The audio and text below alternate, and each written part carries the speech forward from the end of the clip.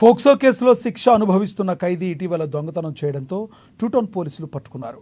Adilabad two town police స్టేషన్లో గురువారం రాత్రి ఏర్పాటు చేసిన మీడియా సమావేశంలో డీఎస్పీ జీవన్ రెడ్డి ఇందుకు సంబంధించిన వివరాలను వెల్లడించారు.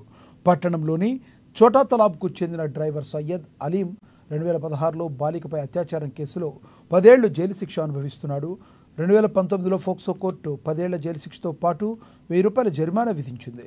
నిజామాబాద్ జైల్లో శిక్ష అనుభవిస్తుండగా 2022 అక్టోబర్ 22న 30 రోజుల పాటు పెరోల్పై బయటకు వచ్చాడు.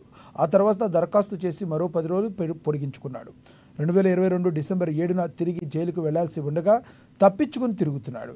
ఈ క్రమంలోనే ఈ నెల 17న ఆదిలాబాద్కు విద్యానగర్కు చెందిన మహమ్మద్ ఆవేజ్ ఆటోను దొంగిలించాడు. దీంతో బాధితుడు స్టేషన్లో ఫిర్యాదు చేయడంతో కేసు నమోదు చేసుకున్నారు పోలీసులు.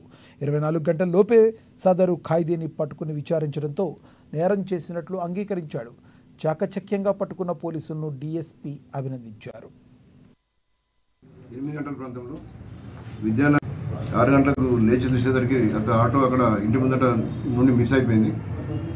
ఎవరో గుర్తులేని దొంగలు ఆటోను దొంగిలించినారని చెప్పి అతడు పిఎస్లో కంప్లైంట్ చేయడం జరిగింది.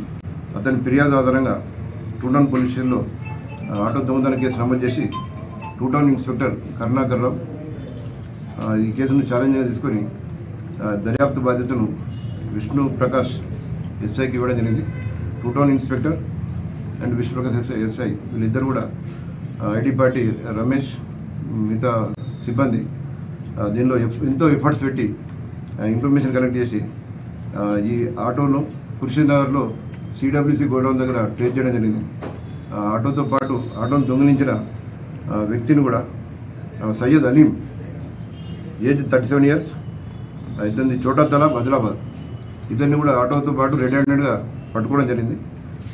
ఈ ఆటో దొంగిలించిన వ్యక్తి సయ్యద్ అలీంను ఇంట్రాగేషన్ చేయగా ఈ ఆటోను తనే దొంగిలించినట్టు నేరం ఒప్పుకోవడం జరిగింది.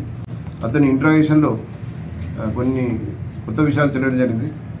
అతడు ఇంతకుముందు 2014లో లింగాపూర్ పిఎస్ ఆసిఫాబాద్ డిస్టిక్లో ఒక ఆటో దొంగతనం చేసి జైలుకు వెళ్ళినట్టు చెప్పడం జరిగింది. ఆ కేసు కోర్టులో నిరూపమై అతను 1 సంవత్సరం జైలు శిక్ష కూడా పడ్డది. ఆ జైలు శిక్ష అనుభవించడం జరిగింది అతడు. దాని తర్వాత 2016లో ఆదిలాబాద్ రూరల్ పిఎస్ లిమిట్స్లో ఒక మైనర్ బాలికపై అత్యాచారం చేయడంతో అప్పుడు రేప్ కేసు మరియు పోక్సో కేసు కూడా అతనిపై నమోదు చేసి మాల సంక్షేమ సంఘం జిల్లా కమిటీ ఎన్నికల